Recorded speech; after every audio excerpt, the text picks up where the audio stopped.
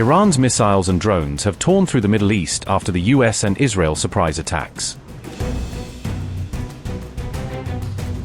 After the killing of Supreme Leader Ali Khamenei and several other top leaders, Tehran has pulled the one weapon it held back during the 12-day war in June 2025.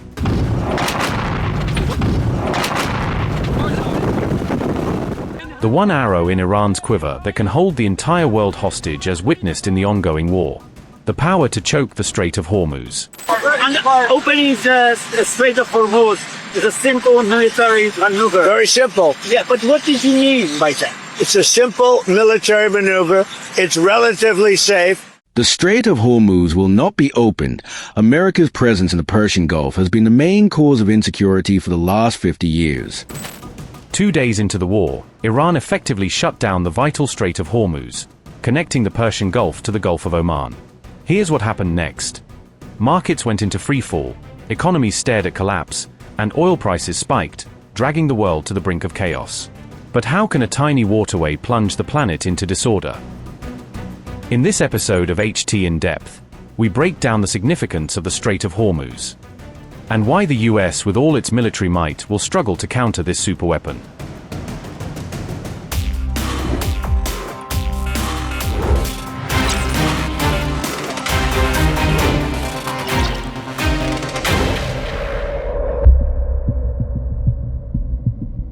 The Strait of Hormuz is a narrow sea passage that connects the Persian Gulf to the Gulf of Oman and the wider Arabian Sea, lying between Iran to the north and Oman and the United Arab Emirates to the south. It is only about 30 kilometers wide, yet it transports 1/5 of the world's seaborne oil and liquefied natural gas exports. This makes it one of the world's most important maritime choke points, especially for energy-hungry markets in Asia and Europe that depend on Gulf producers like Saudi Arabia, Iraq, Kuwait, Qatar, the UAE, and Iran. Because there are few practical alternative routes for these volumes, any disruption in the Strait of Hormuz, whether from conflict, blockades, or accidents, can quickly drive up energy prices and trigger wider geopolitical crises.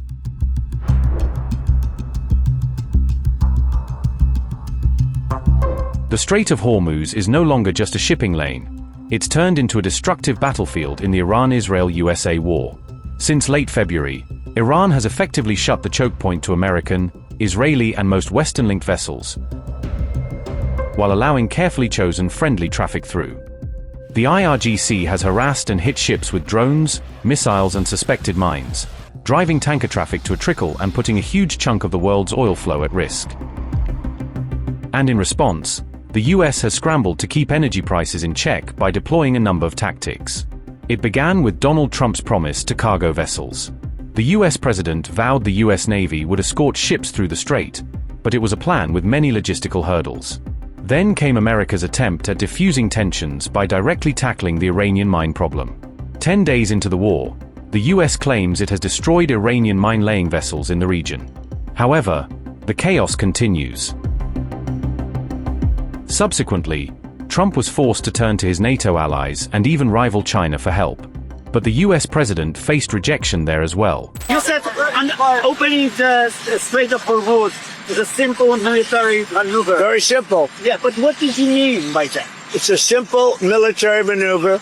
It's relatively safe, but you need a lot of help in the sense of you need ships, you need volume. And NATO could help us, but they so far haven't had the courage to do so. And others could help us, but we don't use it. At a certain point, it'll open itself at a certain point. But we've defeated the enemy, and they are an enemy. They're a sick group of people. The leadership is gone. The Navy is gone. The Air Force is gone.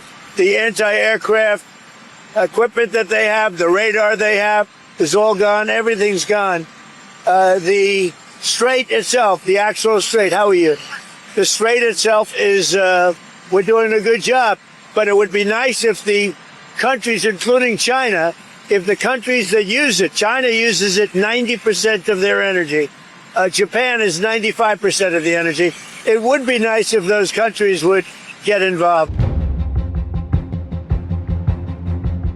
The US also launched a wave of airstrikes on Iranian coastal launch sites, underground missile depots and IRGC naval assets, claiming it has degraded Tehran's ability to attack vessels. But despite the chest thumping, Iran's de facto blockade largely holds, and the stakes just got higher after Trump gave Tehran a 48-hour ultimatum to fully reopen Hormuz or face strikes on its power plants. A threat Iran answered with vows to hit US and allied energy infrastructure across the region. We shattered American hegemony. This means that America diminished itself by attacking Iran and made us greater. After this war, Iran will not be like it was before. Iran will have a larger presence in the region, and America a smaller one. Economically, for the first time in 44 years, America has done something unprecedented. It released 170 million barrels of oil from its reserves to keep the price of oil at $100. But this will only last a few days, maybe a week or two, and then prices will experience a massive jump. Defensively, our victory is clear. No one thought a country like Iran could strike America in the face, strike direct with the most modern technologies, aircraft, missiles, and defense systems. But we did. The Strait of Hormuz will not be opened. No American ship has the right to enter the Persian Gulf. America's presence in the Persian Gulf has been the main cause of insecurity for the last 50 years.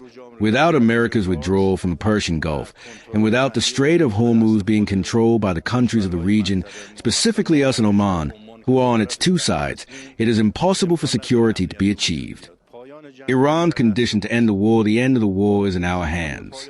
We will look at the end of the war when, first, we have recovered all our losses from America, and second, we have obtained a 100% guarantee for the future.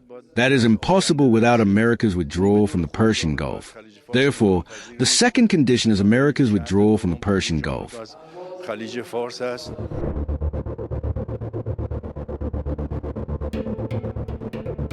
Every day, before the blockade, about 20 million barrels of oil and condensate squeezed through the Strait of Hormuz, roughly 1/5 of global oil use and more than a quarter of all seaborne oil trade. Most of that flow comes from just 6 Gulf exporters: Saudi Arabia, Iraq, the United Arab Emirates, Kuwait, Iran, and Qatar. Saudi Arabia dominates the route, shipping around 5.5 to 6 million barrels a day through Hormuz, about 38 to over 40% of all crude flows here, followed by Iraq at just over 3 million and the UAE at about 2 million barrels per day. Kuwait sends roughly 1.5 million barrels, Iran about 1.3 million, and Qatar close to 700,000 barrels per day, plus much of the liquefied natural gas that powers power plants from Asia to Europe. In short, the Strait of Hormuz is the main export artery for nearly all the big Gulf oil producers, and when it narrows or closes, their export earnings shrink overnight. On the demand side, about 84% of crude and 83% of liquefied natural gas that pass through Hormuz are headed to Asian markets. Europe receives a low teens share of the oil flow. India depends on it for about 42% of its crude, and China for roughly 40 to 45%. For Japan and South Korea, roughly 70+% of their oil imports come via Hormuz, making any disruption here a direct threat to their energy security. Smaller Asian importers like Pakistan, Taiwan, Thailand, Singapore, and others also lean heavily on this route, adding another 14% or so of total Hormuz oil demand across the region. Europe and the United States get far less oil through Hormuz, but they are not immune to the blockade either. Europe takes a modest slice, and the US still brings in about 500,000 barrels a day from Gulf producers through this choke point, around 7% of its crude imports. So any outage here still hits global prices at home. That's why a blockade in this one narrow waterway doesn't just hurt the Gulf. It threatens energy supplies from Beijing to Mumbai, from Tokyo to Berlin, and ripples all the way to Washington.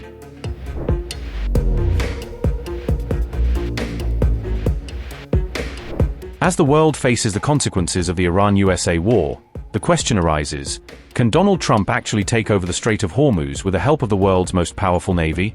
At its narrowest, Hormuz is about 21 nautical miles wide, so ships must pass through the 12 nautical mile territorial seas of Iran and Oman. That means the waterway is legally part of their sovereign territory. Others have navigation rights, not ownership. Under the UN Convention on the Law of the Sea, straits used for international navigation enjoy transit passage or non-suspendable innocent passage. International law does not allow another state to seize and rule that strait. Iran and Oman physically control the coasts and can respond with mines, missiles, drones, and fast boats. Analysts note Iran has dense asymmetric layered defenses in this choke point. Any move by the US or others to take over would be seen as an invasion, likely triggering regional war. US naval experts say securing Hormuz against cheap Iranian drones, missiles, and mines would take weeks and tie down a large share of deployed forces, even without trying to occupy it. In such a narrow, ambush-friendly waterway, a single anti-ship missile or mine can damage a tanker in seconds, so total control is practically impossible at any acceptable cost. Many countries depend on Hormuz and support freedom of navigation, but they do not want to endorse the annexation or permanent military takeover of another state's territorial waters. A unilateral grab would wreck alliances, invite condemnation, and undermine the same international rules major powers rely on to keep other choke points open. With the Hormuz gamble, Iran has done what no missile barrage could have. Tehran has brought superpowers to a bottleneck that they cannot bomb their way out of. And whether this war ends with a deal, or wider explosions, may now depend less on Tehran's skies or Washington's threats, but this narrow strip of water, and when and how the Strait of Hormuz is unlocked.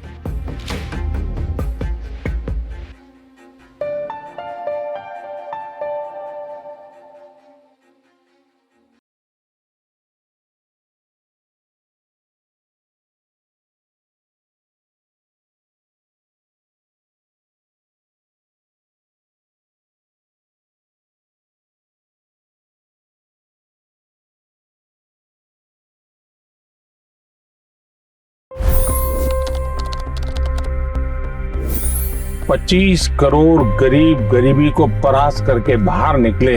For the good of our nation, let's work together and let's truly make America great again. The fastest news breaks. Requested PM saying that look, you will have to speak to Putin and to Zelensky.